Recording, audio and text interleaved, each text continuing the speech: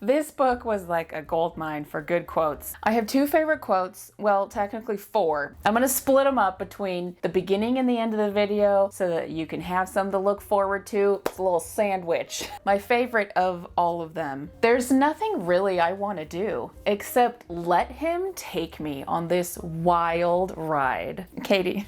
We're on book 4, okay? First of all, Aiden wants Ellie back. They were only broken up for 24 hours. After Aiden grovels, he decides he wants to take Ellie on a trip to the Caribbean on his yacht, just him and her. She's like, well, how long are we gonna be gone? And he's like, well, forever. Until one of us has to come back, because there's all of these things. She has to testify for Caroline's rape. Aiden has problems with his company. They go to the Caribbean. Caroline's a little sad that Ellie isn't going to stay with her, and Ellie wanted to invite her, but she wanted to be alone with Aiden at the same time. Aiden asks Ellie to marry him again, but this time she's not so sure. Maybe we should just be together and be committed to each other, but not necessarily have to get married. And they totally agree on so many topics, like real fresh coconut water, how good it is. They just connect on so many levels. While they're on the trip, Aiden finds out that Blake, the guy who tried to rape Ellie, is acting interim CEO. So Blake is running the show at his company right now, and Aiden doesn't like it. But Blake isn't doing a very good job. Aiden thinks that he's probably gonna get fired soon, and maybe he can get his job back. After lots of thinking, Ellie decides she's gonna go to the police about Blake and press charges. So they go back to New York. When she goes back to her apartment, and she finds Caroline dead in her bed. Caroline had overdosed and made it look like it was an accident. It was really suicide because she couldn't live with herself with the whole being raped thing, and she was really depressed. But this also means that the case against Tom, which there are still no conclusions. I still don't know what's up with Tom. The case against him for raping Caroline is now like she was the only, Ellie was the only witness, but he denies everything. So it's like that case is falling apart. A couple days after Caroline's funeral, she gets a letter that was from Caroline telling her that I killed myself. When the police were called and they took her body out, there was no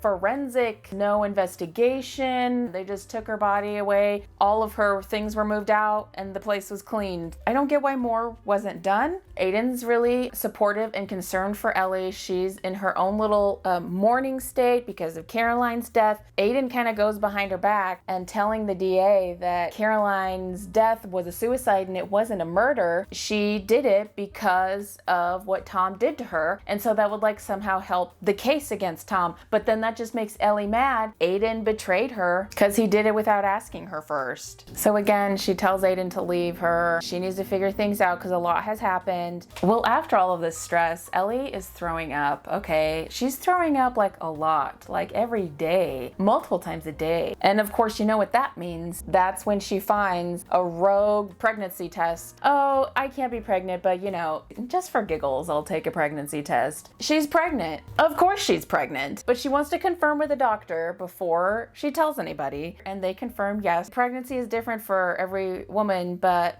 she throws up after everything, and she can't really seem to keep any food down or any liquids down. And I'm just so worried for her because she's got to be getting super dehydrated. She still has to do all of these things. Thank goodness she doesn't have a job anymore. Oh, that's right. After she finds out she's pregnant, right before she tells Aiden, Ellie's stepsister comes back into her life, Bree, out of nowhere. They kind of become friends again. She's kind of like a traveler loner, so she's staying at Ellie's apartment with her, help keeping her company. Tells Aiden that she's pregnant. He's super excited. He proposes to her again for the 500th time. And of course she says yes, but you know what? I'll believe it when I see it, okay? I don't know how many times these people need to get broken up and engaged in a month time span, it seems like. She comes up with a new book idea. What popped into her mind was the title, The Dead Girl. Writing about Caroline's death and the whole, maybe she'll change some details. In addition to two of my favorite lines,